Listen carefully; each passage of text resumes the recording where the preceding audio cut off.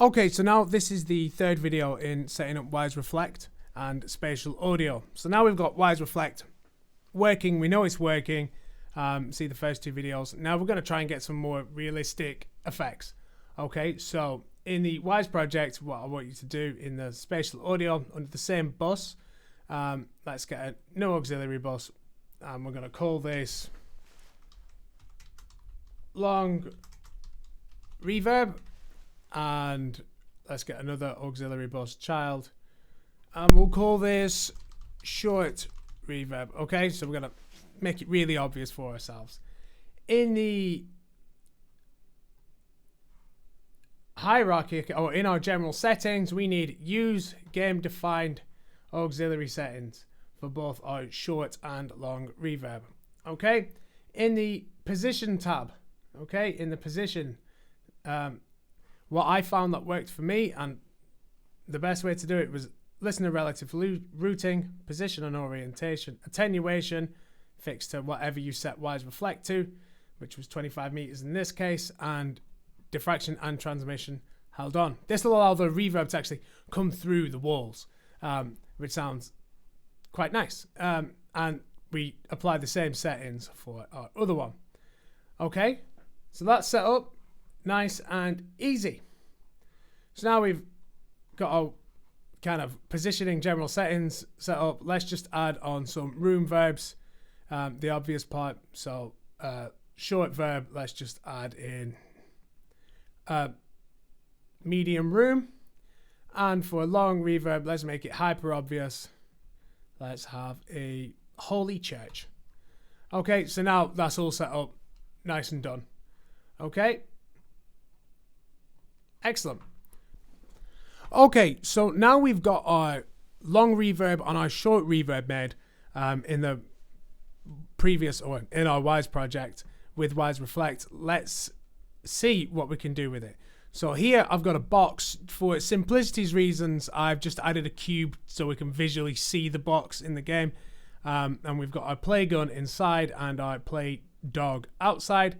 And currently, all of the settings should be turned off.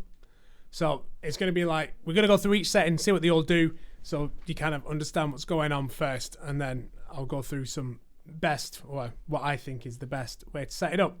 So, no settings on. Our gun plays. Hear the dog. This room makes zero difference. Okay, we turn on surface reflectors. Okay, I might be repeating myself from the last video, but it's okay to go through. If we turn on surface reflectors, we got our reflectors. Our dog still comes in, but it also bounces off this wall, but there's zero transmission going through. Okay, so we'll get our debug lines in here, and it'll still act a bit like a wall. Okay, diffraction. So just take a note of where this, when I play this dog. Okay, nothing's coming round. It has to be in sight. So nothing is being diffracted around the corner of this wall.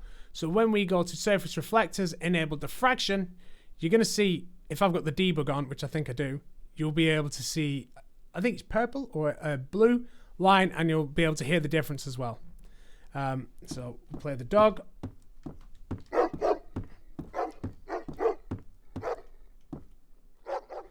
And the sound is now diffracting around the wall as it would in real life. Easy. So that's some kind of good things to take point. Let's turn off surface reflectors for now. And let's just see what late reverb does. This basically just acts like a standard kind of audio volume when you apply some reverb in Unreal Engine. That's how I imagine it. So it's really basic. Any object inside here will get reverberated. Okay? Any object outside won't. So let's just hear how that sounds. So go in.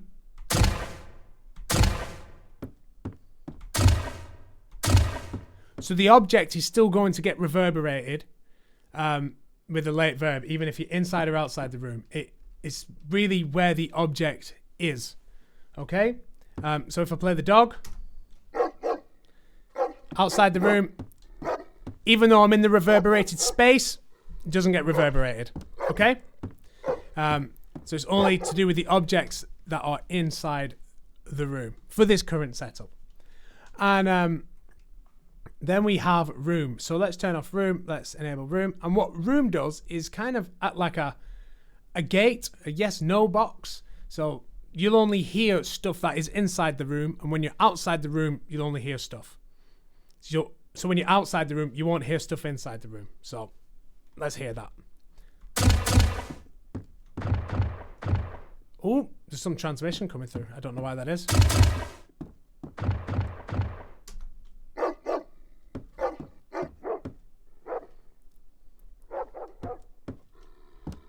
So something there, I think, if I go to room, our transmission loss is to 0.4, as you can see there. So if we wipe this up to 1, our transmission loss will be 0.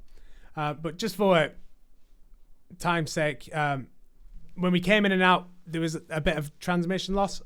That's why it didn't turn off and on. But if we put it to 1, we're going to hear like quite a big gate. Okay, so smashing the mouse. Nothing. Okay, so that's how the room acts.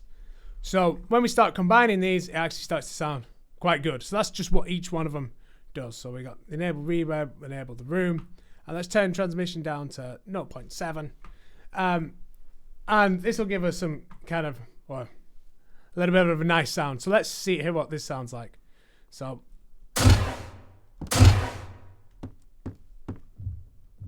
we can kind of hear the tail end of that reverb coming through.